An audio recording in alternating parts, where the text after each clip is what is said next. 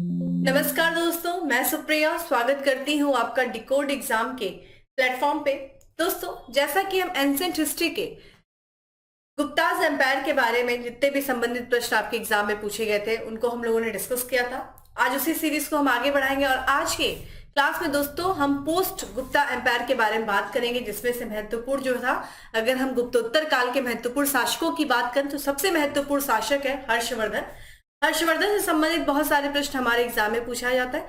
Plus कुछ जो है आपका अगर षट दर्शन है, जैसे कि सांख्य दर्शन, योग दर्शन, इनसे भी संबंधित जो प्रश्न आपके एग्जाम में पूछा जाता है उनको हम यहाँ पे एक एक करके यहाँ पे डिस्कस करेंगे। और इस तरीके से आज की क्लास में हम देखा जाए तो पोस्ट गुप्ताज एम्पायर से संबंधित सारे प्रश्नों को यहाँ पे देख लेंगे और इस तरीके से हमारा ये चैप्टर जो है कंप्लीट हो जाएगा। तो आइए स्टार्ट करते हैं अपने क्लास को शेयर कर दीजिए दोस्तों के साथ, और साथ ही साथ जब मैं क्वेश्चंस पढ़ रही हूं तो उसका आंसर भी देते हुए चलेगा।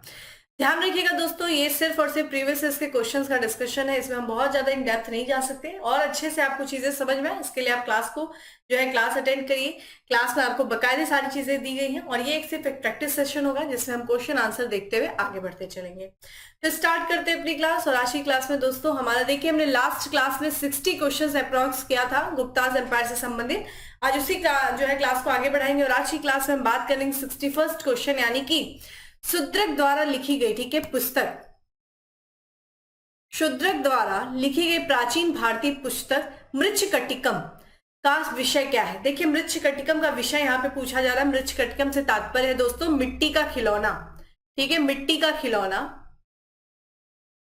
ठीक है। और यहाँ पे हम बात करेंगे किसके द्वारा। देखिए यहाँ पे हमें क्वेश्चन से ही दो चीजें मिल गई। आपसे ये भी पूछा जा सकता है कि मृच्छकटिकम किसके द्वारा लिखी गई है। ये प्राचीन भारतीय पुस्तक है जो हमें तत्कालीन जो है यानी कि गुप्त काल के समय के सामाजिक व्यवस्थाओं के बारे में बताता है।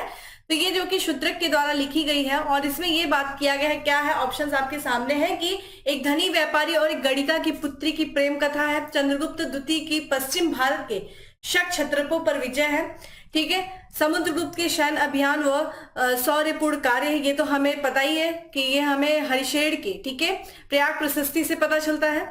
गुप्त वंश की एक राजा और कामरूप की राजकुमारी की प्रेम कथा है।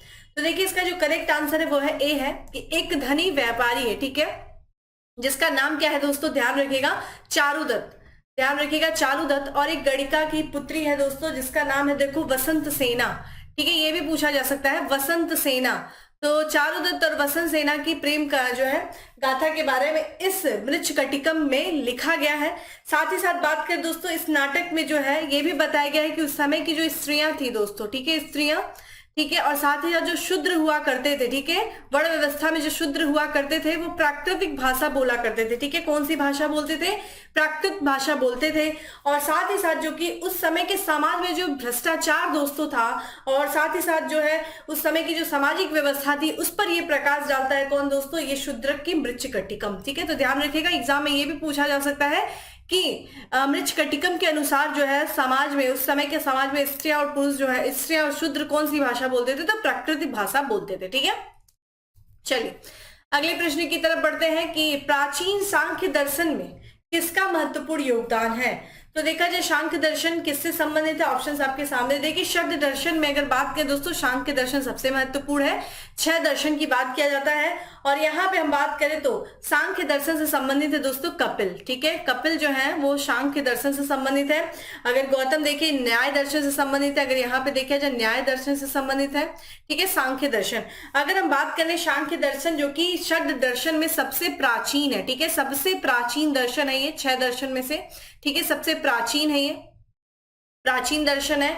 और साथ ही साथ बताया जा रहा है इसमें कि इसमें जो है इसका सबसे प्राचीनतम अगर ग्रंथ आपसे पूछे थे दोस्तों तो यहाँ पे जो है सांख्य, ठीक है, ध्यान रखिएगा क्या नाम है, सांख्य कारिका, ठीक है, सांख्य कारिका जो कि इसका सबसे प्राचीन दर्शन है। किसके द्वारा लिखी गई है दोस्तों, तो ये ध्यान रखिएगा ईश्वर कृष्ण के द्वारा, ठीक है, ईश्वर कृष्ण के द्वारा लिखा गया सबसे प्राचीन जो है सांख्य दर्शन क्या है, अगर पुस्तक है वो है सांख्य कारिका, ये भी ध्यान रखिएगा।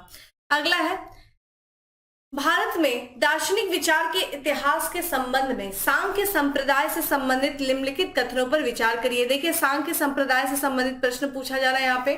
सांख्य पुनर्जन्म या आत्मा के आवागमन के सिद्धांत को स्वीकार नहीं करता है। सांख्य की मान्यता है कि आत्मज्ञान ही मोक्ष की ओर ले जाता है, न कि कोई ब्रह्म प्रभाव अथवा कारक। तो क्या ये दोनों कथन सही है, आप बताइए, या फिर दोनों कथन गलत है, या कोई एक सही या फिर कोई, ठीक है। यहाँ पे बात करते दोस्तों, तो यहाँ पे केवल जो है 2 सही है, ठीक है, क्योंकि यहाँ पे जो है अगर हम सांख्य दर्शन की दोस्तों बात करें तो ये ध्यान रखिएगा कि ये पुनर्जन्म और आत्मा को ये स्वीकार करता है, ठीक है। और यहाँ पे ये बताया गया है कि जो संसार की उत्पत्ति है, यहाँ पे ये बताया गया है कि जगत की जो उत्पत्ति है वो कोई ईश्वर से ना होकर के, ठीक है, किसी ईश्वर ने इस जगत की उत्पत्ति नहीं किया है, तो किसके द्वारा किया है, बल्कि ये मिलन है किसका दोस्तों, तो ये ध्यान रखिएगा मानव, ठीक है। यहाँ पे जो है पुरुष और प्रकृति, ठीक है, ध्यान रखिएगा, पुरुष और प्रकृति, ठीक है, पुरुष और प्रकृति के, ठीक है, संयोग से जो है इस संसार की उत्पत्ति हुई है, ठीक है। और यहाँ पे जो है आत्मज्ञान को ही मोक्ष का ये बताया गया। यहाँ पे ये बताया गया दोस्तों कि ध्यान रखिएगा, जैसे कि अगर हम लोग बात करें कि देखिए जैन धर्म में भी ये बताया गया था कि लोगों के दुख का कारण क्या है, उनकी अज्ञानता। लोग अज्ञानता के कारण क्या होते हैं, दुख से घिरे रहते हैं, तो अज्ञानता को ही इसमें दुख का कारण बताया गया है,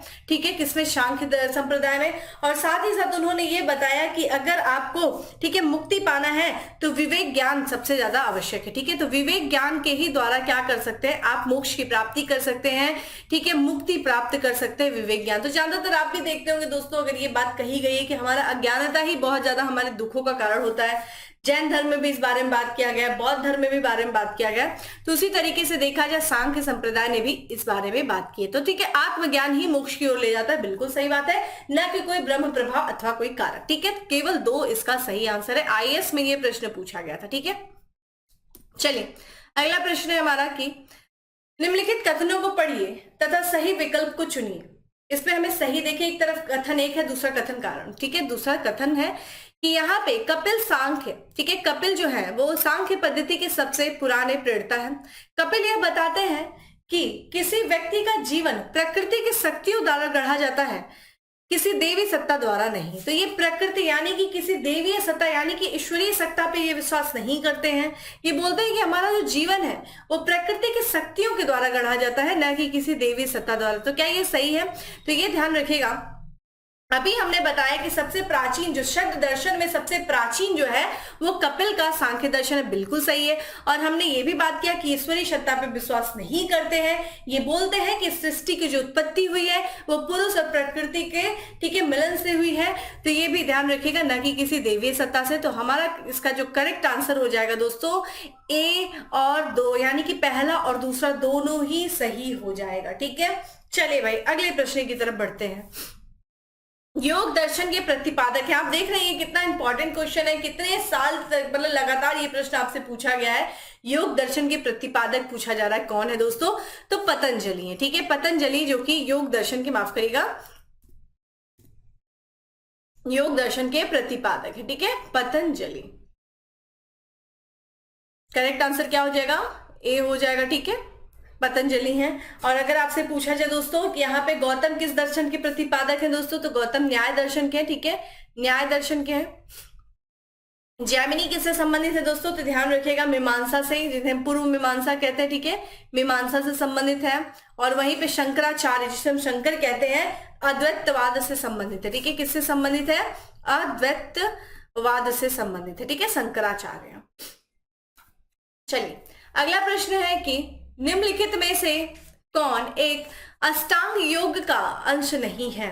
तो देखिए यहाँ पे बात करें दोस्तों अष्टांग योग, तो योग दर्शन के अंतर्गत देखा जाए दोस्तों, यानी कि पतंजलि की योग दर्शन के अंदर जो है अष्टांग योग के बारे में बात की गई है, ठीक है। और इसमें से जो है कौन सा संबंधित नहीं है ये पूछा जा रहा है, कौन सा अंश नहीं है? तो ध्यान रखिएगा अनुस्मृति नहीं है, ठीक है। करेक्ट आंसर क्या हो जाएगा? अनुस्मृति नहीं है। बाकी प्रत्याहार है, ध्यान है, धारणा है, ठीक है। और क्या क्या कह सकते हैं?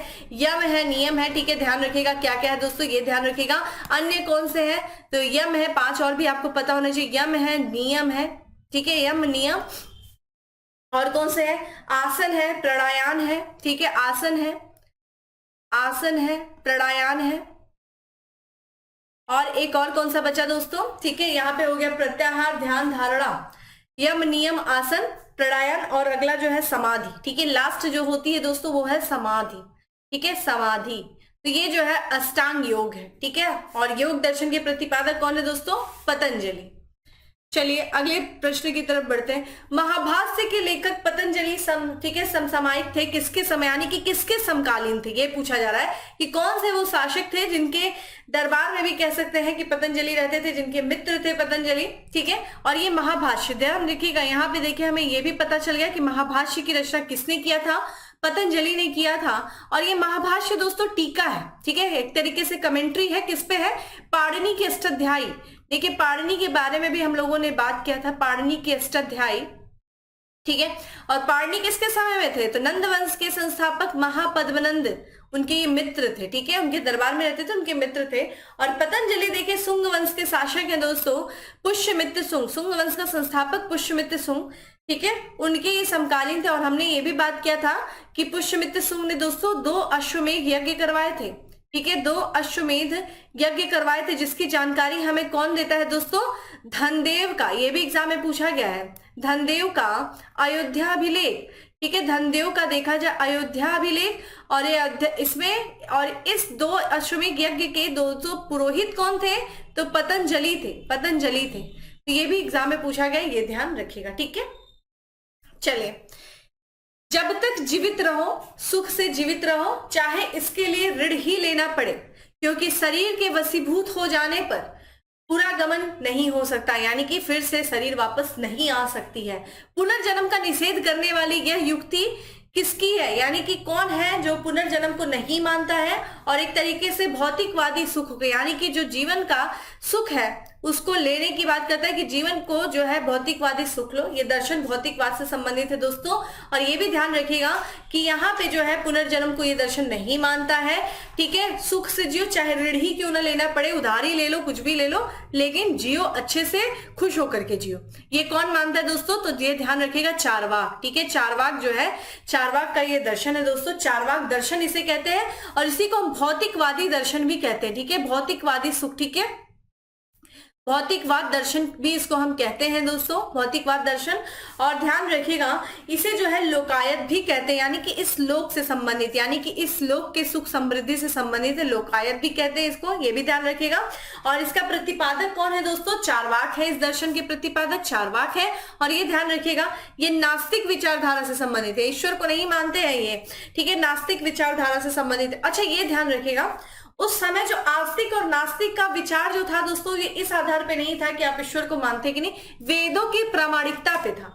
यानी कि जो लोग वेदों को मानते थे वो क्या थे दोस्तों? वो जो कि आस्तिक कहलाते थे। जैसे कि सत दर्शन की बात करें, शंकराचार्य, ये लोग क्या थे? ये लोग आस्तिक थे, क्योंकि ये वेदों की प्रामाणिकता को मानते थे। और जो वेदों की प्रामाणिकता को नहीं मानता था वो नास्तिक था, जैसे कि चारवाक की बात करते हैं। ठीक है, और यह दर्शन जो है प्रत्यक्ष प्रमाण को, ध्यान रखिएगा, ये जो है प्रत्यक्ष प्रमाण को मानते, स्वीकार करते कि भाई प्रत्यक्ष प्रमाण, आपने ईश्वर को देखा है क्या? इसका कोई प्रत्यक्ष प्रमाण है? अगर है तो हम इसको स्वीकार करेंगे। तो ये जो है इस चारवाक जो है, चारवाक के द्वारा जो ये दर्शन दिया गया था उसका ये मूल विचार है। ठीक है, ये ध्यान रखिएगा। चलिए भाई अगली तरफ बढ़ते हैं। केवल प्रत्यक्ष प्रमाण को कौन स्वीकार करता है? अभी हमने बताया कि चारवाक का जो यहाँ पे भौतिकवाद दर्शन जो है वो केवल प्रत्यक्ष प्रमाण को स्वीकार करता है। ठीक है, ध्यान रखिएगा चारवाक के द्वारा। ठीक है, चलिए अगला प्रश्न है, चारवाक दार्शनिक प्रणाली है, लोकायत प्रणाली भी कहलाती है, आस्तिक प्रणाली। आस्तिक कैसे? अभी हमने बात किया कि भाई ये तो नास्तिक प्रणाली, क्योंकि ये वेदों के अस्तित्व को नहीं मानती है, तो ये गलत हो जाएगा। मीमांसा प्रणाली, मीमांसा देखिए जैमिनी का, हमसे कोई लेना देना नहीं है। विशेषिक प्रणाली भी नहीं। करेक्ट आंसर क्या है दोस्तों? लोकायत प्रणाली भी कहलाती है। मैंने स्टार्टिंग में ही आपको बता दिया था कि लोकायत प्रणाली है, साथ ही साथ ये भौतिकवाद दर्शन भी कहलाता है। ध्यान रखिएगा चारवाक दार्शनिक प्रणाली। जब तक जियो सुख से जियो, चाहे ऋण लेकर के। चलिए अगला है, न्याय दर्शन को प्रचारित किया था, किसने किया था भाई? न्याय दर्शन को चारवाक ने किया था, गौतम ने किया था, कपिल ने किया था, या फिर जैमिनी ने किया था? ये लगातार देखा जाए पीसेस प्री और पीसेस में सेम ईयर ये प्रश्न पूछा गया और लगातार अभी भी पूछा जाता है। तो न्याय दर्शन का जो प्रतिपादन किया गया था दोस्तों वो गौतम के द्वारा किया गया था। ठीक है, गौतम के द्वारा जो है न्याय दर्शन का प्रतिपादन किया गया था। ठीक है, और जो है गौतम जी ने किसका जो है रचना किया था? न्याय सूत्र का। अगर आपसे ये पूछा जाए कि न्याय सूत्र की रचना किसने की थी तो गौतम ने ही किया था दोस्तों। और गौतम जी को हमें कन्या नाम से भी जानते हैं, अक्षपाद के भी नाम से जानते हैं। ठीक है, अक्षपाद के भी नाम से इनको जाना जाता है।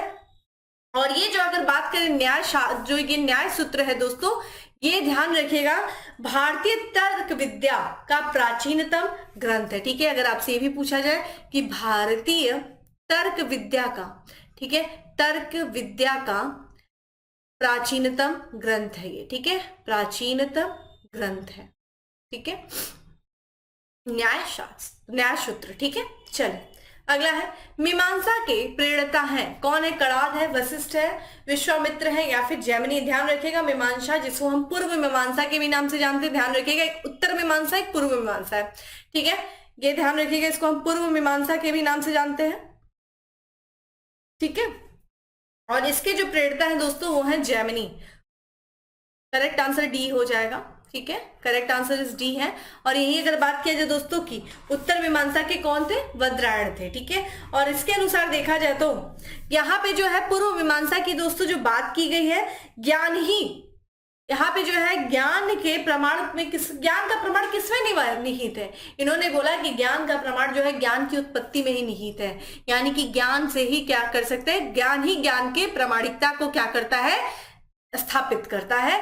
ये जो है मीमांसा में बताया गया है। ठीक है, जैमिनी की मीमांसा। ठीक है, अगला है सूची 1 को देखिए, सूची 2 से सुमिलित करना है और सूची के दिए गए कूट से सही उत्तर का चयन करना। एक तरफ दर्शन है, दूसरी तरफ मोक्ष प्राप्त करने के तरीके हैं।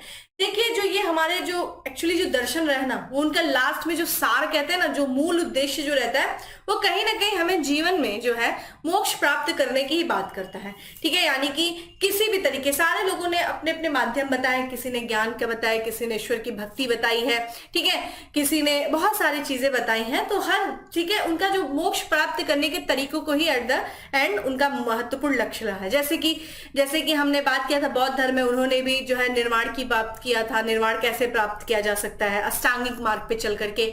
जैन धर्म में भी उन्होंने बात किया कि त्रिरत्न का पालन करके आप निर्वाण की प्राप्ति कर सकते हैं, चूंकि उन्होंने तो काफी कठोर बता दिया। क्योंकि जैन धर्म में देखिए क्या था, संलेखना प्रथा, यानी कि ये जो हमारी आत्मा है, ये शरीर रूपी जो ये शरीर है उस आत्मा को घेर रखा है, तो जब तक इस शरीर का त्याग नहीं करेंगे हमारी आत्मा को मोक्ष नहीं मिलेगा। तो उन्होंने संलेखना विधि का बात किया। इसी तरीके से अन्य दर्शन में भी बात की गई है ज्ञान की प्राप्ति, यानी कि ज्ञान से ही, अज्ञानता ही हमारे दुखों का कारण है, वो मोक्ष नहीं मिलने दे रहा है। ठीक है, ज्ञान की प्राप्ति से ही क्या सांख्य दर्शन ये सब बातें करते हैं। तो यहाँ पे न्याय दर्शन किससे संबंधित है? मीमांसा, सांख्य, वेदांत। ठीक है, तो यहाँ पे अगर हम देखें दोस्तों, अगर आंसर की तरफ चलें तो इसका सबसे पहले न्याय दर्शन यानी कि तार्किक चिंतन। हमने अभी बात किया कि भाई ज्ञान से ही होता है, तार्किक चिंतन करना चाहिए। कोई कुछ भी बोल दे ऐसा कुछ नहीं, तर्क करो भाई कि ये कहाँ तक उचित बात की जा रही है, इस बात में कितनी सच्चाई है, तो तर्क करना यानी कि तार्किक चिंतन जो है ये हमारे न्याय दर्शन का प्रमुख है। उसी तरीके से मीमांसा की बात करें दोस्तों तो मीमांसा किससे संबंधित है? वैदिक अनुष्ठान करना। ठीक है, वैदिक अनुष्ठान से संबंधित है। ठीक है, मीमांसा। वहीं अगर हम सांख्य दर्शन की बात करें दोस्तों, सांख्य दर्शन किससे संबंधित है? तो वास्तविक ज्ञान। ठीक है, ध्यान रखिएगा, वास्तविक ज्ञान का अधिग्रहण। ठीक है, यानी कि जो सत्य ज्ञान है उसका।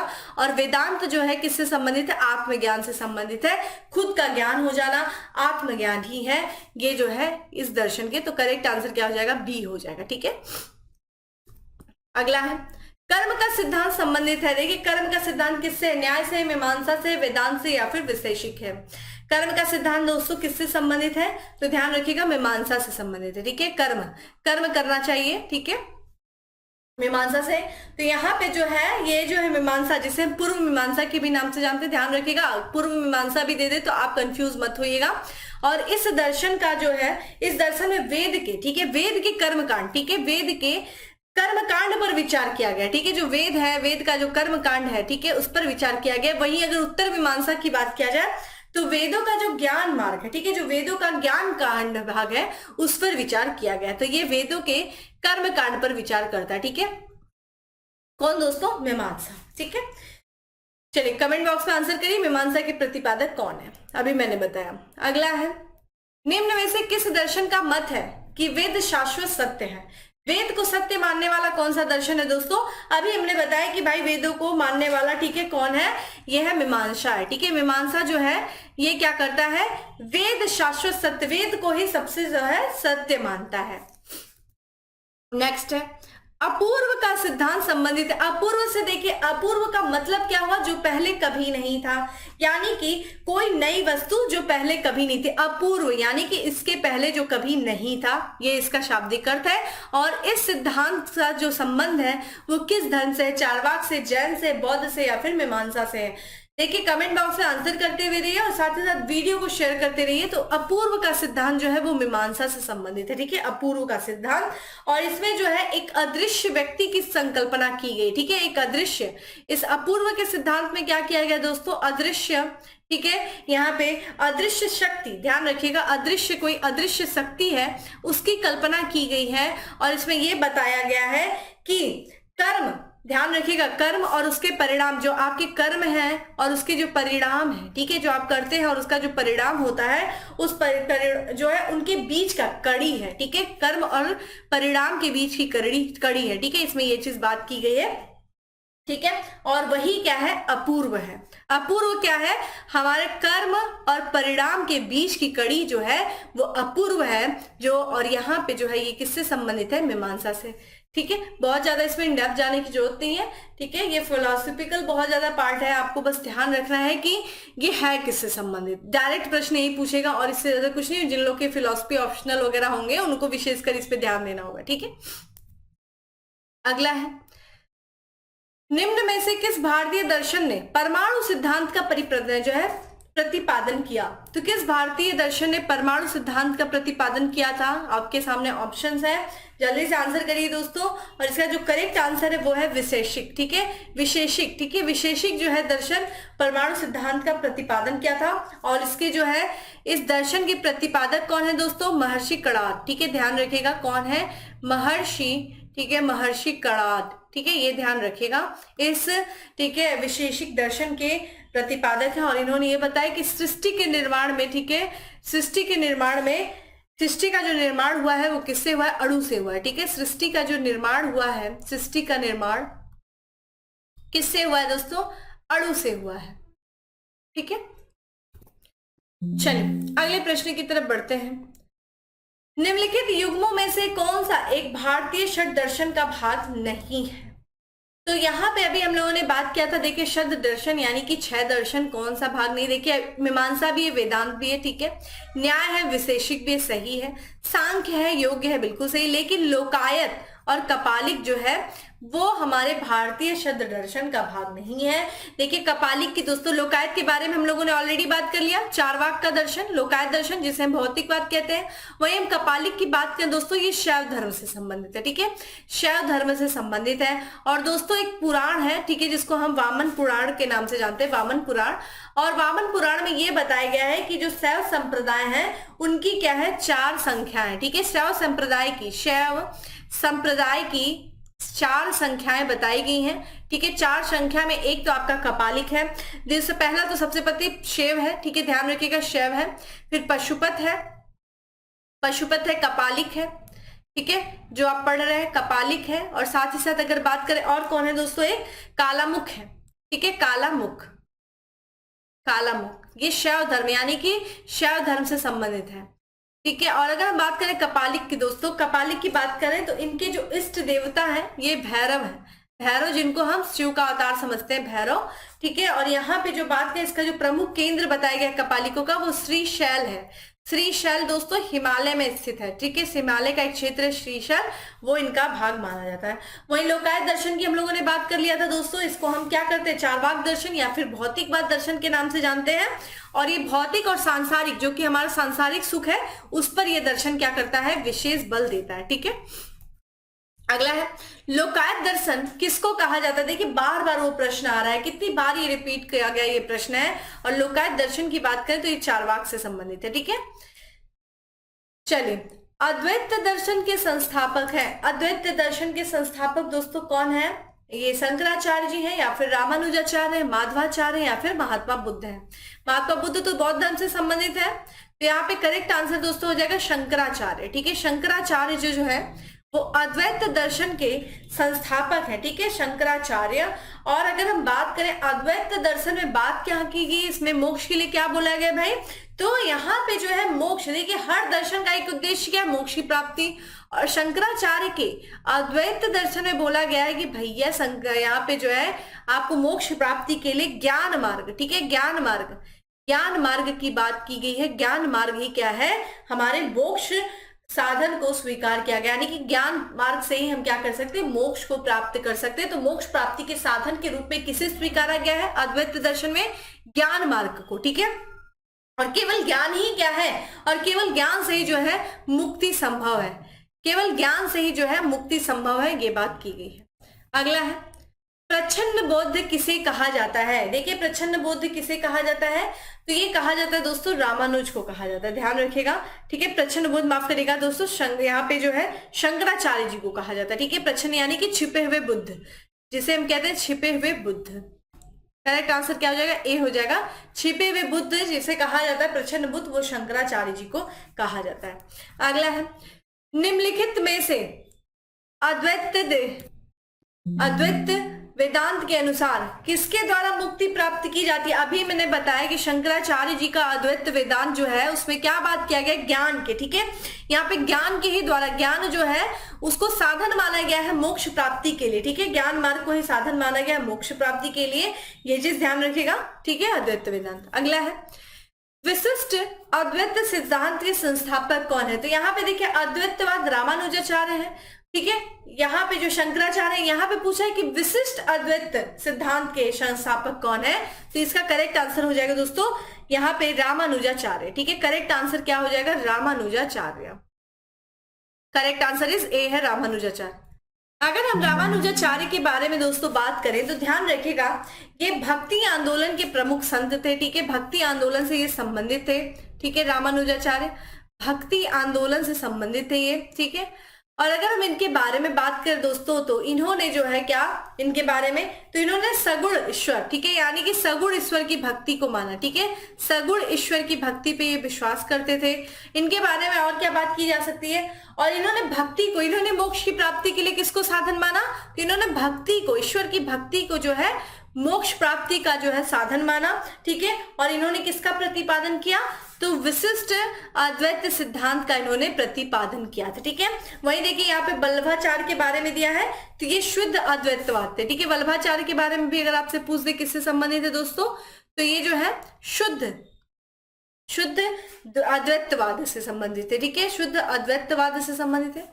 से यहाँ पे जो है माधवाचार्य की दोस्तों बात किया जाए तो ये द्वैत, ठीक है, द्वैतवाद दर्शन से संबंधित है। ठीक है, ये ध्यान रखिएगा। चलिए अगला है निम्न में से किसका संबंध वेदांत दर्शन के साथ है, नहीं है। तो वेदांत दर्शन का संबंध किसके साथ है, यहाँ पे शंकराचार्य, अभिनव गुप्त, रामानुज या फिर माधव। देखिए इसका जो करेक्ट आंसर हो जाएगा दोस्तों अभिनव गुप्त। ठीक है, अभिनव गुप्त जो है उनका संबंध जो है वेदांत दर्शन से नहीं है। अभिनव गुप्त की जो ख्याति थी जनरली वो किससे संबंधित है, तंत्र और अलंकार से। ठीक है, तंत्र व अलंकार से संबंधित थी। ठीक है, तंत्र और अलंकार से संबंधित थी। ठीक है, और ये जो है ये किससे जुड़े हुए थे, तो ये तर्क शास्त्र से जुड़े हुए थे। ठीक है, किससे संबंधित थे, तो ये तर्क शास्त्र से संबंधित थे। ठीक है, अगला सूची 1 को सूची 2 से हमें सम्मिलित करना है, नीचे दिए गए कूट की सहायता से सही उत्तर चुनना है। तो एक तरफ देखिए ध्यान रखिएगा, एक तरफ कैलेंडर यानी कि संवत्सर है, दूसरी तरफ किस समय से गणना है। देखिए विक्रम संवत, शक संवत, गुप्त और कली संवत। हम लोगों ने शक संवत के बारे में बात किया था। कनिष्क ने जो है अपने राज्याभिषेक के समय में शक संवत जारी किया था दोस्तों। कब किया था, तो 78 ईस्वी में। ठीक है, ध्यान रखिएगा। दूसरे का तो 3 हो जाएगा, कहीं हमें दूसरे का 3 मिल रहा, हाँ जी मिल रहा है, तो यहाँ पे ये निकाल दीजिए, यहाँ पे ये निकाल दीजिए। ठीक है, हमें देखिए बी और डी में जो है मिल रहा है। वही बात करें गुप्त संवत, देखिए गुप्त संवत कब जारी किया गया था, हमने ये बात किया था कि चंद्रगुप्त प्रथम ने, ठीक है, गुप्त संवत जारी किया था, जो कि टाइम पीरियड क्या था, 319 से लेकर के 320 था। तो यहाँ पे हमें देखिए सी का 2 कहीं दिख रहा है, हाँ यहाँ पे जो है, यहाँ पे भी अभी भी देखिए हमें आंसर नहीं मिला, अभी भी हम बी और डी में है। वही बात करें दोस्तों विक्रम संवत, विक्रम संवत ध्यान रखिएगा, हमने पहले भी बात किया था कि ये जो करेक्ट इसका है ये है 58 ईस्वी पूर्व का है। तो क्या हमें आंसर मिल गया? बिल्कुल मिल गया, करेक्ट आंसर इज डी है। वहीं कली संवत की बात करें दोस्तों तो ये ध्यान रखिएगा, इसका पहला हो जाएगा 3102 ईस्वी पूर्व का है, ठीक है, कली संवत।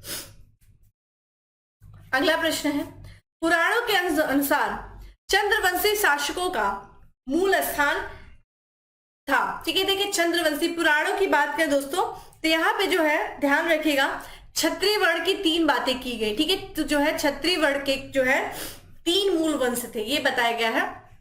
एक तो आपका चंद्रवंशी है, ठीक है, एक आपका सूर्यवंशी है, चंद्रवंशी है, एक सूर्यवंशी है, और एक अगर बात करें दोस्तों तो ध्यान रखिएगा कि अग्निवंशी है, ठीक है, अग्निवंशी है। वही बात किया गया चंद्रवंशी शासकों का जो मूल स्थान था दोस्तों पुराणों के अनुसार बात कर रहा है क्या था, तो ये ध्यान रखिएगा प्रतिष्ठानपुर था, ठीक है, ध्यान रखिएगा प्रतिष्ठानपुर था। क्या था? प्रतिष्ठानपुर था। करेक्ट आंसर क्या हो जाएगा? डी हो जाएगा। देखिए अगर हम बात करते हैं दोस्तों त्रेता युग में, सबसे पहली बात तो चंद्रवंशी शासकों का अगर त्रेता युग में बात करें, त्रेता युग में इनका जो मूल स्थान था वो ध्यान रखिएगा वो क्या था, तो वो प्रयाग था, ठीक है, प्रयाग था, ठीक है, प्रयाग था।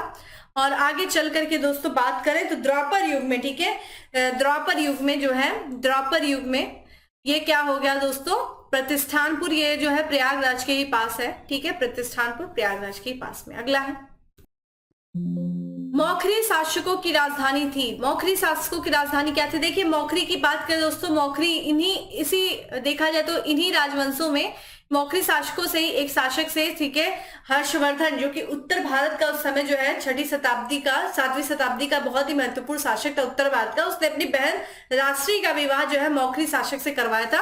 और मौखरी शासक बहुत ही ज्यादा ये जो क्षेत्र कन्नौज वगैरह पे शासन करते थे, ठीक है, और इनका जो मूल स्थान की बात करें, ठीक है, इनका जो मूल स्थान था वो गया था, ठीक है, गया जो था ये उनका मूल स्थान था। बाद में आकर के ये कन्नौज पे आकर के शासन करने लगते, गया यानी कि बिहार जो था ये इनका मूल स्थान हुआ करता था, बिहार। और इनकी जो करेक्ट आंसर यहाँ पे हो जाए कन्नौज, ठीक है, कन्नौज जो है इनकी राजधानी हुआ करती थी।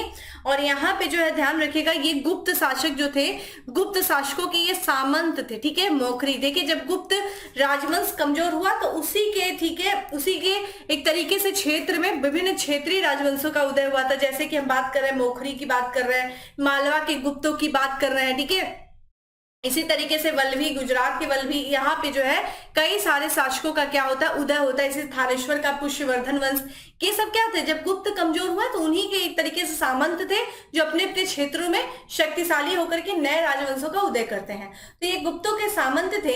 और अगर मौखरी जो शब्द है दोस्तों, अगर आपसे ये पूछते भाई कि मौखरी शब्द का, ठीक है, शब्द का सर्वप्रथम उल्लेख कहाँ किया गया था, तो ये ध्यान रखिएगा पाणिनि के अष्टाध्यायी में, ठीक है, अष्टाध्यायी में जो है, अष्टाध्यायी में किया गया था, पाणिनि के अष्टाध्यायी में सर्वप्रथम मौखरी शब्द का उल्लेख किया गया था।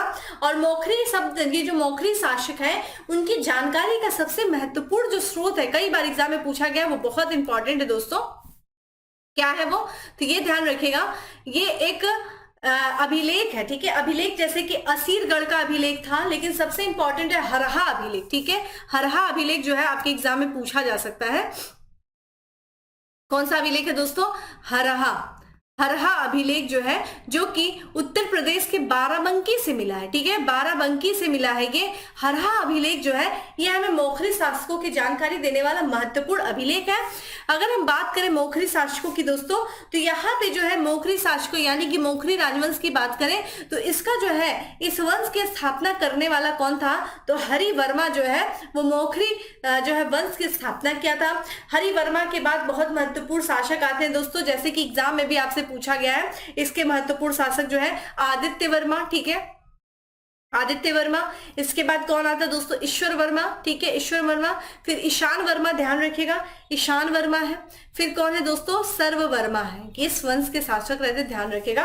और इस वंश का अंतिम जो शासक है दोस्तों, ठीक है, उसका नाम देखिए क्या है, ग्रह वर्मा, ठीक है, ध्यान रखिएगा, ग्रह वर्मा द्वितीय। और ग्रह वर्मा द्वितीय से ही जो है ये जो हर्षवर्धन की बहन राजश्री का विवाह होता है, ठीक है। और इसका जो है मालवा का जो एक शासक रहता है, गुप्त शासक देवगुप्त, ठीक है, देवगुप्त ने इसी गृह वर्मा की, ठीक है, देवगुप्त ने इसी गृह वर्मा की हत्या कर दी थी शशांक के साथ षड्यंत्र करके, ठीक है। चलिए अगला है, अगला है गुप्त वंश के पतन से लेकर आरंभिक 7वीं शताब्दी में हर्षवर्धन के उत्थान तक उत्तर भारत में निम्नलिखित में से किस राज्य का शासन था। देखिए जब गुप्तों का पतन हुआ तो उनके जो है एक तरीके से अवशेषों पर विभिन्न क्षेत्रीय राजवंशों का उदय हुआ, लेकिन जब हर्षवर्धन का काल आता, चूंकि ये उत्तर भारत का बहुत शक्तिशाली शासक रहता है और इसने सभी जो है क्षेत्रीय राजवंशों को एक कर लिया था, यानी कि अपने अधीन कर लिया था। तो एक केंद्रीकृत सत्ता स्थापित किया था हर्षवर्धन। लेकिन हर्षवर्धन के आने के पहले तक और गुप्तों के पतन के बाद के बीच में भी कुछ महत्वपूर्ण क्षेत्रीय राजवंशों ने शासन किया था, जिसमें से देखिए कौन थे सबसे पहले, तो ध्यान रखिएगा दोस्तों कौन थे। अभी हम लोगों ने बात किया कन्नौज के मोखरी थे, जिनकी स्थापना हरिवर्मा के द्वारा किया गया था, कन्नौज की मोखरी, ठीक है। बाद में इन्हीं कन्नौज की मोखरी पे जो है कन्नौज को राजधानी बना लेगा हर्षवर्धन, ठीक है। फिर वल्लभी के मैत्रक, ध्यान रखेगा, ये जो गुजरात में थे वल्लभी के मैत्रक, इनको भी जो है अधीन कर लेता है। उसके बाद जो है मगध के गुप्त, ये भी ध्यान रखेगा, मगध के गुप्त भी थे, थानेश्वर के पुष्यभूति भी थे, ये भी करेक्ट जो है, ये भी है। और यहाँ के साथ साथ मगध के गुप्त। तो इसका जो करेक्ट आंसर हो जाएगा दोस्तों 88 की बात करें तो ये जो है करेक्ट आंसर क्या हो जाएगा दोस्तों, बी हो जाएगा, ठीक है। देखिए मगध के गुप्त हो गए, जिनका यही का देवगुप्त शासक था ना, जिसने मोखरियों पर आक्रमण किया था और अंतिम जो शासक गृह वर्मा द्वितीय की हत्या कर दी थी, ठीक है। मगध का गुप्त था। थानेश्वर के पुष्यभूति, जिससे संबंधित कौन है, हर्षवर्धन। इसी हर्षवर्धन पहले जो है राजधानी थानेश्वर थी, ठीक है, हर्षवर्धन की, बाद में जाकर के कन्नौज को अपनी राजधानी बनाता है, ठीक है। थानेश्वर की पुष्यभूति, इन्हीं को वर्धन वंश भी कहा जाता था, ठीक है। तो क्या हो जाएगा ये आंसर। मालवा के परमार, देवगिरी के यादव, ये बाद के समय में आते हैं, ठीक है, इनके बाद के। हर्ष के समय की सूचनाएं किसकी पुस्तक में निहित है, तो हमें हर्षवर्धन के समय में बताइए। हर्षवर्धन की बात करें दोस्तों, तो हर्षवर्धन जो कि ध्यान रखिएगा 7वीं शताब्दी के समय में उत्तर भारत का महत्वपूर्ण शासक रहता है। बहुत सारे जो है इसके शासन के समय के बारे में अलग अलग पुस्तकों में अलग अलग बातें की गई हैं, बहुत जो है वो नहीं है, लेकिन फिर भी ध्यान रखिएगा जो प्रामाणिकता है वो ये मानी जाती है कि इसने, ठीक है, 604 से लेकर के 664 जो है ईस्वी तक इसने उत्तर भारत पर शासन किया था, ठीक है। और ये किस वंश से संबंधित है, ध्यान रखिएगा, तो ये जो है वर्धन वंश से संबंधित था, ठीक है, वर्धन वंश से संबंधित था, ठीक है। वर्धन जिसे हम किसे पुष्यभूति वंश भी कहते हैं, ठीक है, पुष्यभूति वंश। और इसके बारे में जो जानकारी देने वाला देखिए कौन है दोस्तों, यहाँ पे कल्हड़, ठीक है, ध्यान रखिएगा, कल्हड़ की राज तरंगड़ी, जिसे हम कहते हैं कि यहाँ पे हमें कश्मीर के शासकों के बारे में जानकारी मिलती है। साथ ही साथ जो है हर्षवर्धन के दरबार का एक कवि था बाणभट्ट, ठीक है, ये भी जो है बाणभट्ट की हर्षचरित भी है, उससे भी हमें क्या दोस्तों जानकारी मिलती है। बाणभट्ट जो है, बाणभट्ट की रचना है दोस्तों हर्षचरित, उससे कादम्बरी भी लिखी थी, हर्षचरित भी लिखा था, उससे भी हमें जानकारी मिलती है, ठीक है, हर्षचरित। तो हर्षचरित से मिलता है, कल्हड़ की राज तरंगड़ी से मिलता है, ठीक है। ये सब जानकारी हमें हर्षवर्धन के बारे में बताने वाले महत्वपूर्ण स्रोत है, और बहुत सारे अभिलेख भी हैं जो हमें हर्षवर्धन के बारे में जानकारी देते हैं, ठीक है। अगला है हर्षचरित नामक पुस्तक किसने लिखी थी। हर्षचरित जो पुस्तक लिखा गया था दोस्तों बाणभट्ट के द्वारा। बाणभट्ट जो है हर्षवर्धन के दरबार में रहते थे, बाणभट्ट ने हर्षचरित लिखा था। और क्या लिखा था, कादम्बरी, कादम्बरी की भी रचना हर्षचरित ने किया था, कादम्बरी की रचना की थी, ठीक है। और अगर आपसे पूछ दिया जाए, देखिए कमेंट्री लिखी जाती थी पहले, इस पे टीका किसने लिखा है, ठीक है, टीका किसके द्वारा लिखा गया है, ये भी अगर आपसे पूछ दे, शंकर के द्वारा, ठीक है, शंकर ने जो है हर्षचरित पे टीका लिखा था। तो इस तरह के प्रश्न आजकल बन रहे हैं। देखिए बाणभट्ट की हर्षचरित सबको रटा होगा, आयोग अगर चाहेगा कि थोड़ा सा स्टैंडर्ड क्वेश्चन बना दे तो वो पूछ देगा कि हर्षचरित पे टीका किसने लिखा था, तो शंकर ने लिखा था, ठीक है। अगला है हर्ष के साम्राज्य की राजधानी थी, क्या थी, तो पहले अगर हमने बात की तो दोस्तों हर्ष के साम्राज्य की प्रारंभिक राजधानी दोस्तों कन्नौज थी, जिसे बाद में लेकर यानी कि वर्धन वंश की थी। लेकिन जब इसकी बहन जो कि मोखरी वंश के शासक गृहवर्मा से विवाह जिसका किया गया था राजश्री का, और गृहवर्मा की जब हत्या हो जाती है दोस्तों देवगुप्त के द्वारा, तो बहन के आग्रह पे, क्योंकि अंतिम शासक रहता है, तो बहन के आग्रह पे और वहां की प्रजा के आग्रह पे क्या होता है, ये अपने की बहन आग्रह करती है कि भाई यहाँ पे कन्नौज में आ जाओ और हम मिल करके शासन करेंगे।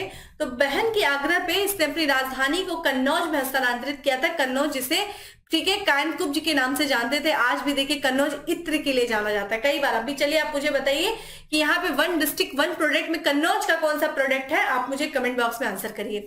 तो हर्ष की जो राजधानी थी दोस्तों क्या थी, वो कन्नौज थी, ये ध्यान रखिएगा। ठीक है, इसने बाद में थानेश्वर से, कहां से दोस्तों, थानेश्वर से जो है अपनी राजधानी को हस्तांतरित किया था कन्नौज में। ठीक है, कन्नौज, ये कन्नौज बहुत इंपॉर्टेंट है दोस्तों भौगोलिक दृष्टि से। कन्नौज ध्यान रखिएगा गंगा यमुना दोआब पर स्थित है ये। ठीक है, और यहाँ पे अगर हम बात करें दोस्तों कन्नौज पे, तो ये दोआब क्षेत्र में स्थित है और इसके बारे में चूंकि ये बहुत ही ज्यादा आर्थिक दृष्टि से बहुत, यहाँ पे परिवहन बहुत अच्छा था, परिवहन के स्रोत हो गए, यहाँ पे आर्थिक यानी कि उत्पादन अच्छा होता था। तो इसी कन्नौज पर आगे चल करके त्रिपक्षीय संघर्ष होगा। ठीक है, त्रिपक्षीय संघर्ष में कौन रहेगा, बंगाल का शासक पाल, प्रतिहार, ठीक है, जो गुजरात में रहते हैं, राष्ट्रकूट, ठीक है, ये तीनों मिलकर के त्रिपक्षीय संघर्ष करेंगे कन्नौज पर अधिकार करने के लिए। ठीक है, अगला है सम्राट हर्षवर्धन ने 2 महान धार्मिक सम्मेलनों का आयोजन किया था। तो बताइए कहां किया था, तो 2 महान धार्मिक सम्मेलनों का जो आयोजन किया था। जनरली लोग देखिए कंफ्यूज हो जाएंगे, थानेश्वर राजधानी थी उनकी पहली, तो थानेश्वर, तो देखिए थानेश्वर में तो नहीं किया था, यहां से ये निकाल दीजिए, तो पहला, दूसरा और तीसरा तो निकल गया दोस्तों।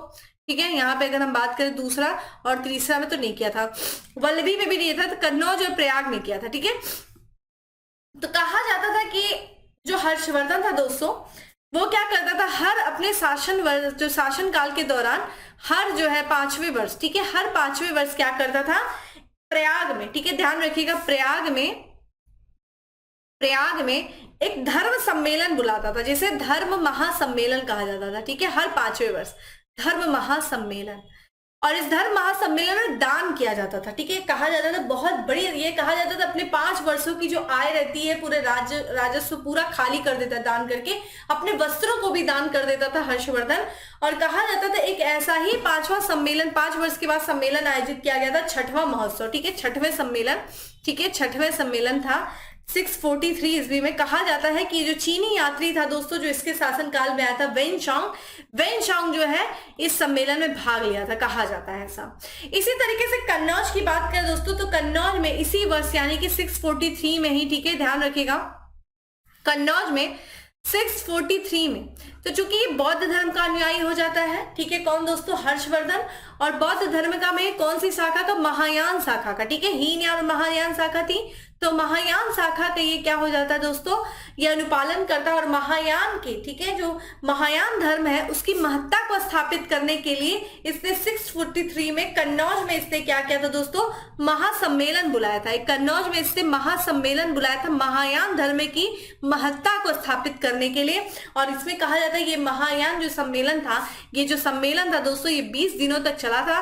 20 देशों के लोग आए थे, 20 देशों के राजा आए थे, और इस सम्मेलन की जो अध्यक्षता की गई थी, ये भी आपसे पूछा जाता है, तो वेनशांग के द्वारा इस सम्मेलन की अध्यक्षता की गई थी। ठीक है, ये चीज ध्यान रखिएगा, तो कन्नौज और प्रयाग में। ठीक है, बहुत इंपॉर्टेंट है।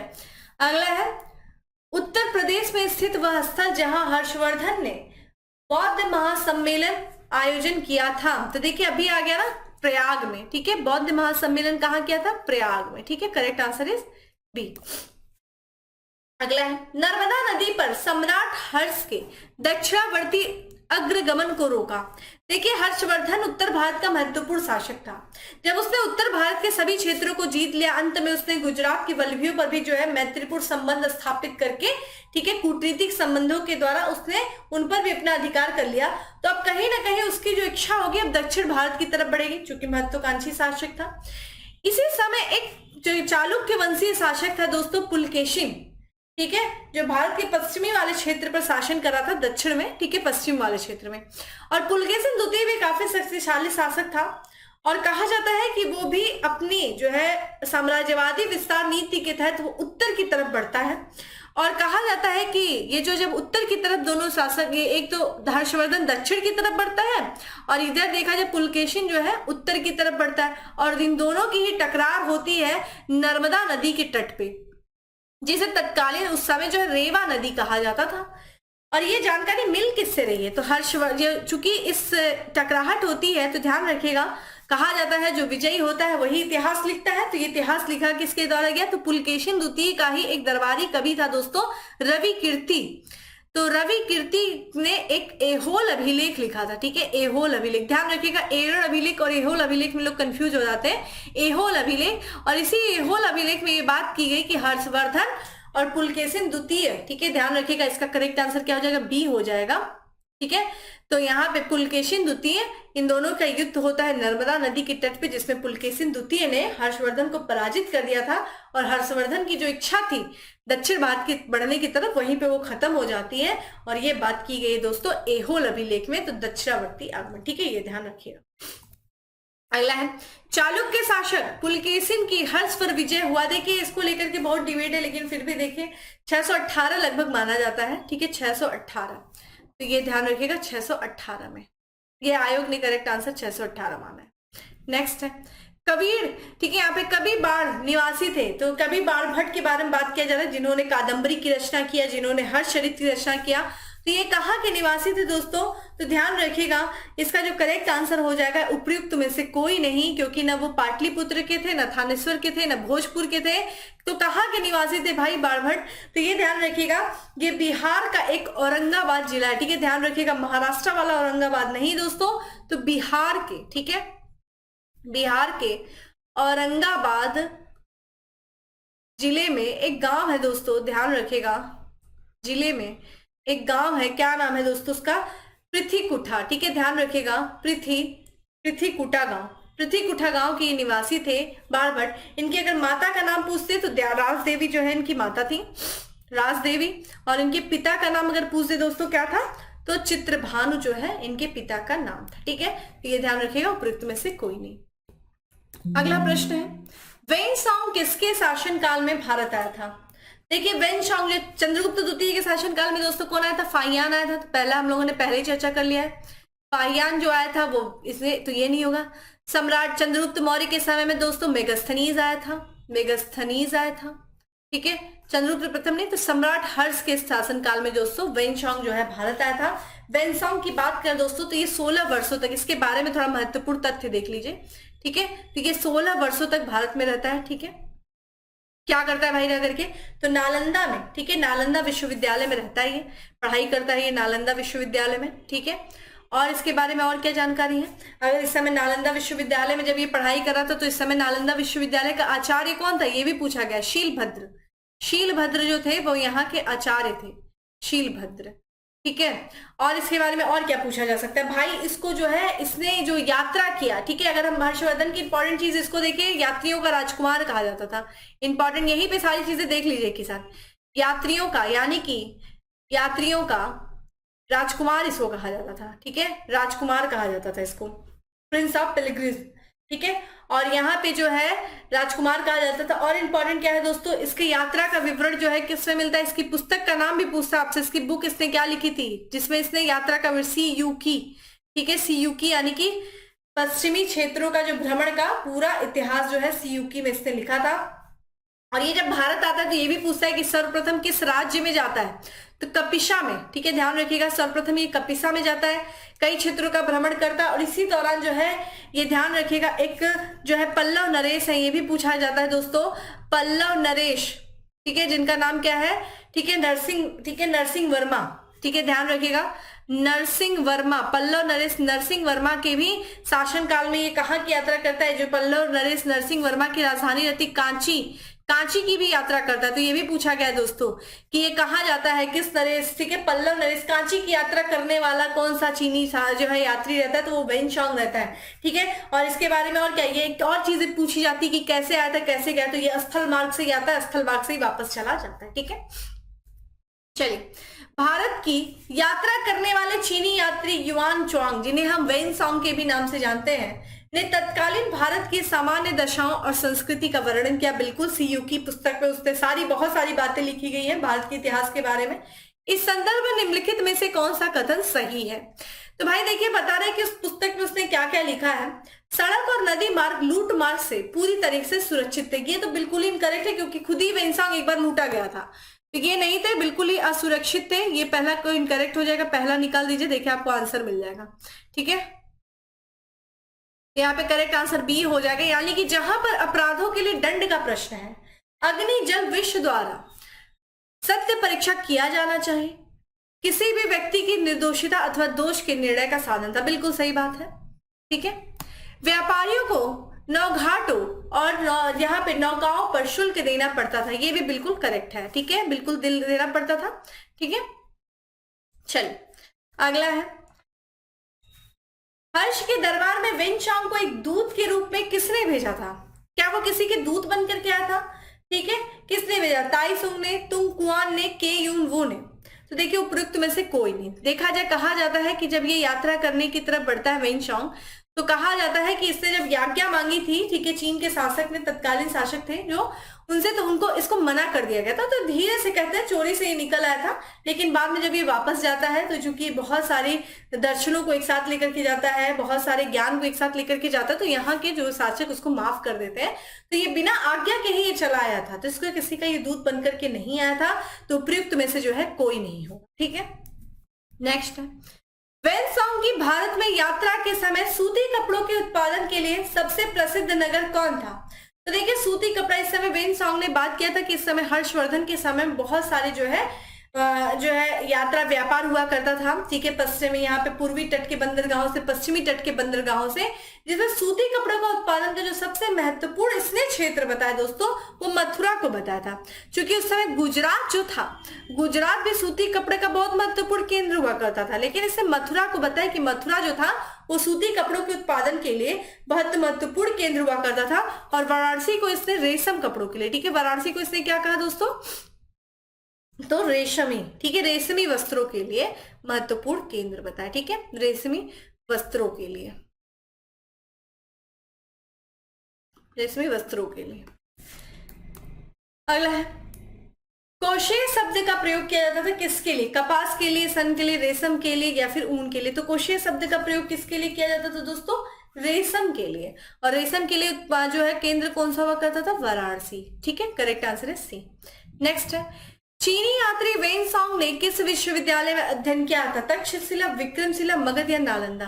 ध्यान रखिएगा, नालंदा में। इत्सिंग जब आता है दोस्तों, इत्सिंग भी इसके बाद आता है, तो वो विक्रमशिला और नालंदा दोनों में वो क्या करता है? अध्ययन करता है। लेकिन नालंदा में अध्ययन करने वाला जो चीनी यात्री रहता है वेनसांग रहता है। और हमने अभी बताया कि वेनसांग के समय में, ठीक है, नालंदा का कुलपति कौन था दोस्तों? शीलभद्र था। ठीक है, शीलभद्र था। और इसने यहाँ पे किस चीज का अध्ययन किया था? तो योग दर्शन का। ठीक है, किसका इसने अध्ययन किया था? माफ करिए, योग शास्त्र का। ठीक है, योग शास्त्र का इसने अध्ययन किया था। ठीक है, चलिए नेक्स्ट है, आज भी भारत में वेनसांग को याद करने का मुख्य कारण क्या है भाई? क्या वो हर्ष के प्रति सम्मान था, नालंदा में अध्ययन किया था, बौद्ध धर्म की आस्था, या फिर सीयू की रचना? ध्यान रखिएगा, उसकी सीयू की रचना की वजह से जो है आज भी, ठीक है, हर्ष यहाँ पे वेनसांग को जाना जाता है। तो करेक्ट आंसर दोस्तों क्या हो जाएगा? सीयू की रचना। ठीक है, करेक्ट आंसर इस डी है, सीयू की। सीयू की यानी कि पश्चिमी संसार का विवरण। इसको अगर हम बात करें, इसका मतलब क्या हुआ, तो इसका हिंदी में मतलब है पश्चिमी संसार का वर्णन। ठीक है, इसमें वर्णन। अगर आपसे ये भी पूछ दे भाई सीयूकी का इंग्लिश में अनुवाद किसने किया था, ये इंपॉर्टेंट, इस तरह के प्रश्न पूछा जाता है, तो बिल ने। ठीक है, बिल ने जो है इसको ट्रांसलेट किया था इंग्लिश में। ठीक है, सीयूकी को।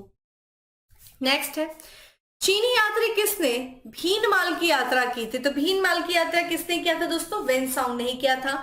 नरसिंह वर्मन की राजधानी कांची की भी यात्रा किया था। ठीक है, भीनमाल की यात्रा करने वाला चीनी यात्री कौन है दोस्तों? वेनसांग। नेक्स्ट है, चीनी यात्री इत्सिंग ने बिहार का भ्रमण किया था, कब किया था? तो अगर दोस्तों हम इत्सिंग की बात करें दोस्तों, ये भारत कब आया था? तो ये कहा जाता है 1671 से लेकर के 16, ठीक है, 93 तक, ठीक है, 1693 तक ये इसका समय काल है, ठीक है, इस सिंह का। और ये जो है 7वीं शताब्दी के अंत में लगभग यही कहा जाता है ये भारत आया था, ठीक है। तो ये जो है कब आया था, तो ये ध्यान रखिएगा, उपयुक्त में से कोई नहीं, क्योंकि ध्यान रखिएगा 7वीं शताब्दी के अंत की बात कर रहा है। यहाँ पे देखिए 7वीं शताब्दी का प्रारंभ दिया हुआ है, ये 5वीं शताब्दी हमें देखने को मिल रहा है। तो ये देखिए 7वीं शताब्दी के अंत में, जैसा कि मैंने आपको समय बताया, ये आता है। और ये कहाँ कहाँ जो है अपने, ये बेसिकली आता है बौद्ध ज्ञान के लिए आता है, बौद्ध दर्शन को जानने के लिए आता है, नालंदा। और यहाँ पे विक्रमशिला विश्वविद्यालय में ये अध्ययन करता है, ठीक है, विक्रमशिला विश्वविद्यालय में ये अध्ययन करता है। और इसने जो है एक ग्रंथ लिखी थी, इस ग्रंथ का नाम बहुत इंपॉर्टेंट है जो आपके एग्जाम में पूछा जाता है। तो प्रमुख, ठीक है, ध्यान रखिएगा इसके ग्रंथ का क्या नाम है, प्रमुख बौद्ध भिक्षुओं, ठीक है, ध्यान रखिएगा, भिक्षुओं की आत्मकथा, ठीक है, भिक्षुओं की आत्मकथा का रचना किया था, कि आत्मकथा, ठीक है, आत्मकथा की रचना की थी।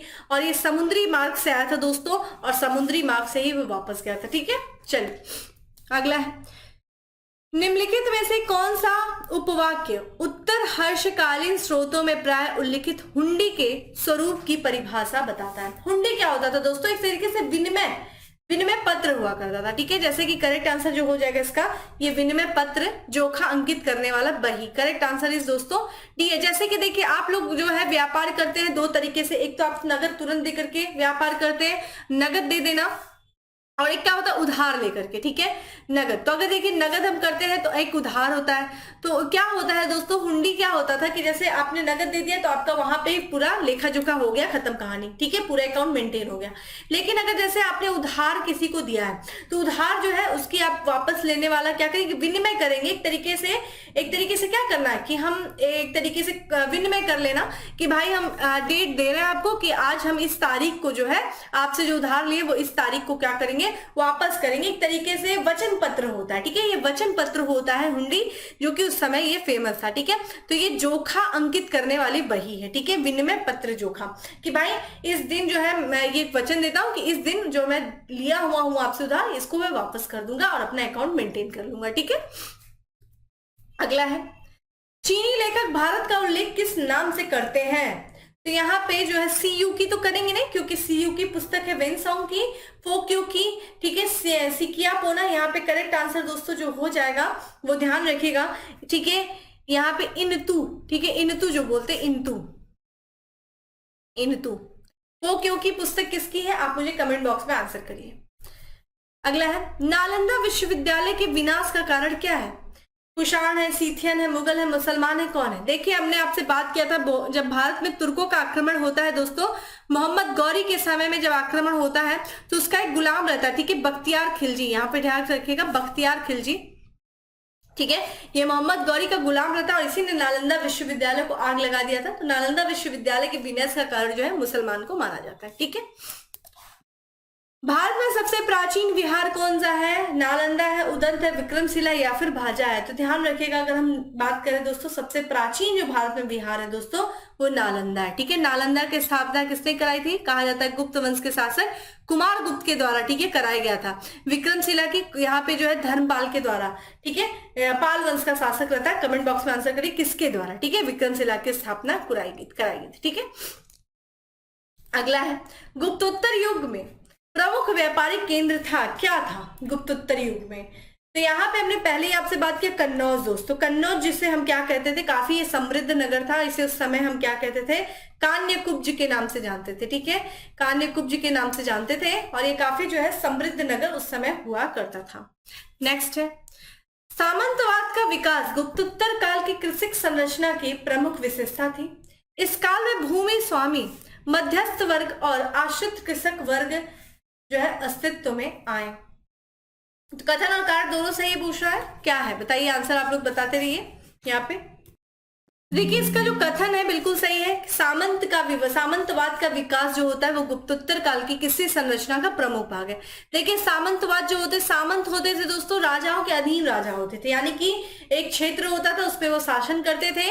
राजा को जरूरत पड़ती थी, जब जरूरत पड़ती थी तो वो क्या करते थे, उनको सैनिक सहायता देते थे, उस क्षेत्र का राजस्व जो है एकत्रित करके वो राजा को दिया करते थे। लेकिन धीरे धीरे एक समय ऐसा आता है कि ये सामंत जो है अपने क्षेत्रों के शक्तिशाली इतना हो जाते हैं कि राजा का विरोध कर देते हैं। तो सामंत जो है काल में कृषक संरचना प्रमुख विशेषता थी, ये सही है। और इसी काल में भूस्वामी मध्यस्थ वर्ग आश्रित कृषक वर्ग अस्तित्व में आया। तो करेक्ट आंसर जो हो जाएगा वो हो जाएगा ए। ठीक है, निम्नलिखित कथनों पर विचार कीजिए। चीनी यात्री फाहियान ने कनिष्क द्वारा आयोजित की गई चतुर्थ बौद्ध महाबौद्ध परिषद में भाग लिया था। बिल्कुल नहीं, देखिए अगर हम फाहियान की बात करें दोस्तों तो ये चंद्रगुप्त द्वितीय के समय में आया था। ठीक है, और वेनसांग का भाई हर्षवर्धन तो कनिष्क के समय में नहीं आया था दोस्तों, तो ये तो इससे करेक्ट आंसर ये है ही नहीं। ठीक है, बौद्ध भिक्षु यहाँ पे कनिष्क के समय में जो चौथी बौद्ध संगीति हुई थी, ठीक है, अश्वमेध के द्वारा, जो कि उसकी जो है उस समय थे, ये गलत है।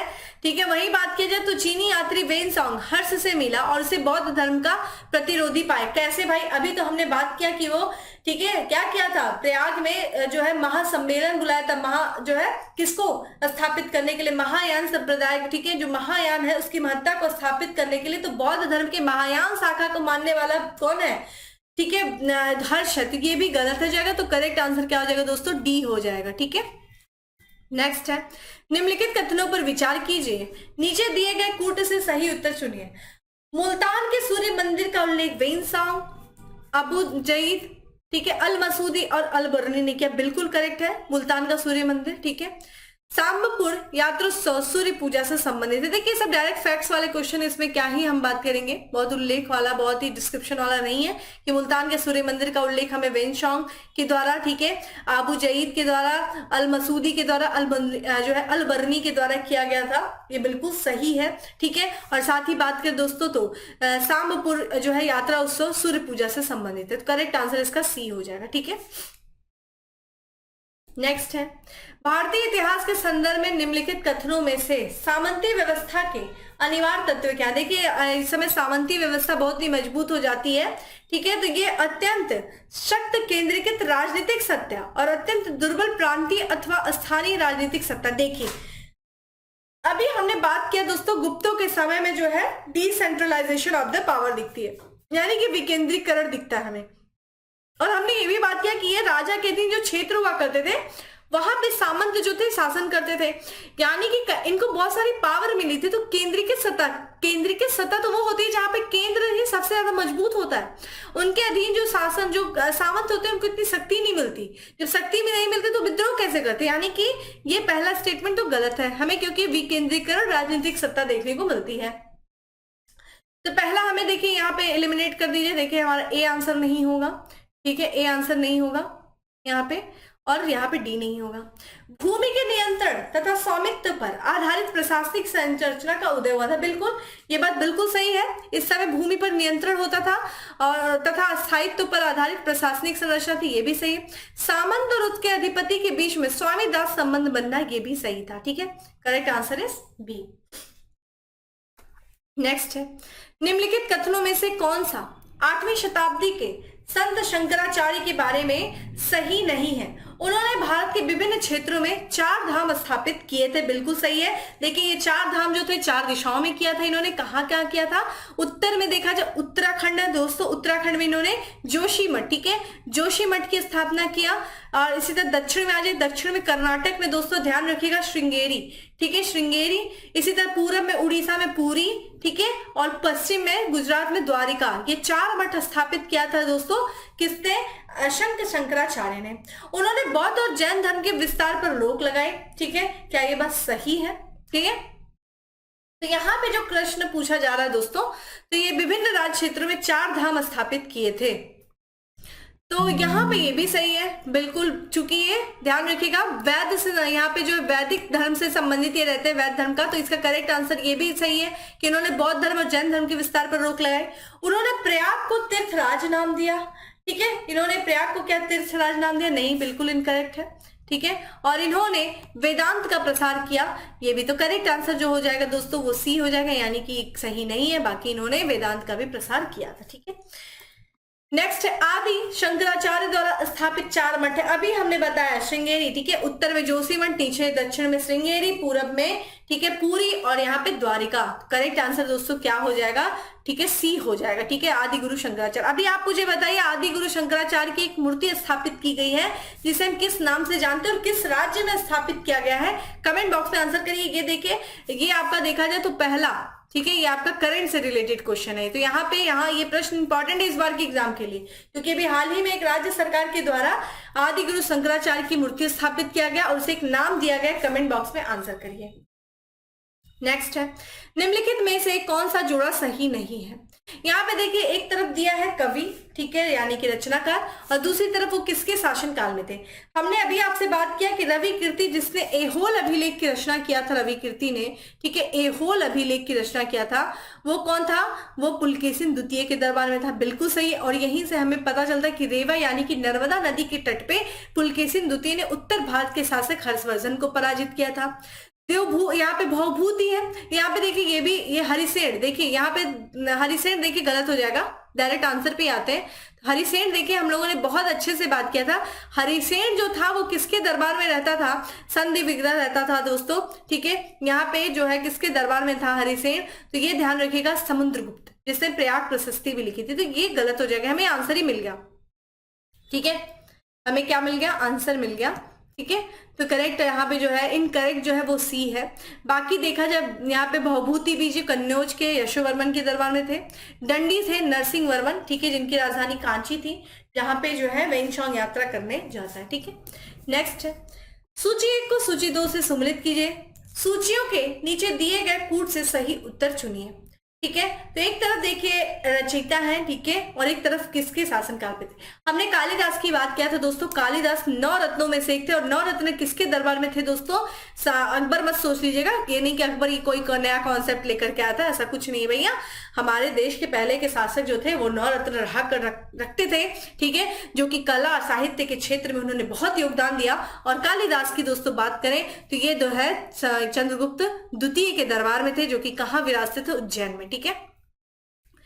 तो यहाँ पे हमें क्या आंसर मिल जाता, बिल्कुल आंसर मिल गया। देखिए एलिमिनेशन मेथड लगाइए, 2 का 1 आपको मिल गया। देखिए एक भी आपको पता रहेगा ना, तो यहाँ पे आंसर आप कर लेंगे। चलिए अमीर खुसरो की बात करें दोस्तों, अलाउद्दीन खिलजी। अमीर खुसरो ने कई राजाओं के शासनकाल को देखा था। हरिशेन की बात करें, अभी हमने बात किया, समुद्रगुप्त, प्रयाग प्रशस्ति। बाणभट्ट हर्षवर्धन, बाणभट्ट ने हर्ष चरित्र लिखा, कादम्बरी की रचना की, ठीक है। नेक्स्ट है, भारत के इतिहास के संदर्भ में निम्नलिखित युग्मों पर विचार करिए। एक तरफ प्रसिद्ध स्थल है और वर्तमान में ये स्थल है कहाँ पे, ये पूछा है।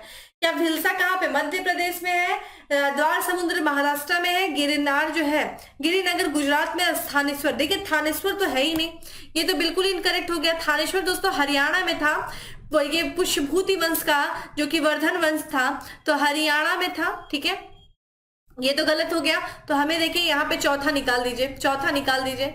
वही देखिए बात कर लेते हैं दोस्तों किसके बारे में, जो करेक्ट आंसर पे अगर बात करें तो यहाँ पे जो है, यहाँ पे पहला भिलसा जो था दोस्तों मध्य प्रदेश में था, बिल्कुल सही है दोस्तों, भिलसा जो था मध्य प्रदेश में था, ठीक है।